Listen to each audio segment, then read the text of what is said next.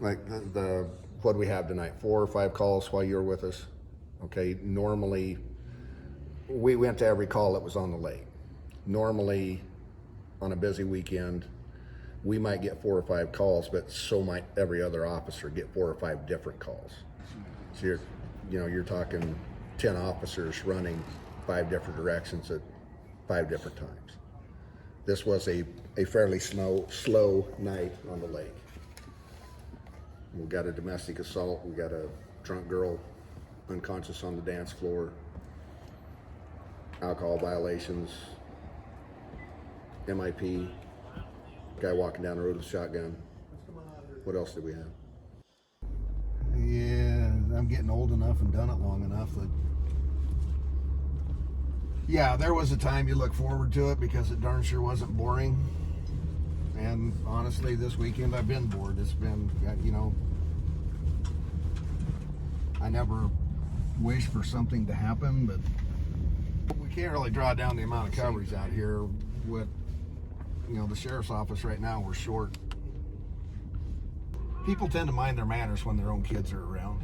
Back here, you might have 1 or 2 people get intoxicated, but with all the kids, there's going to be some adults in there that stay sober that you can deal with and get along with. That was the focus, that was the game plan a couple years ago, was to make this more of a family-oriented place to be.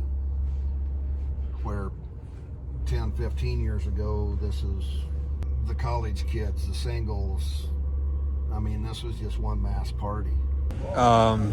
Was that something the local law enforcement could all manage? And no, it was completely out of hand for our ability to manage. All we could do is respond to problems, triage to the greatest need, and go from there. It had got to where we had to do something to control the number of people coming so that it was manageable for the local area and the local law enforcement, EMS, and all those systems. We had the group of people coming to the lake had outgrown the resources available. We've had a lot of fights over territory in the beaches, especially when the lake has been really high and there's not room to move around.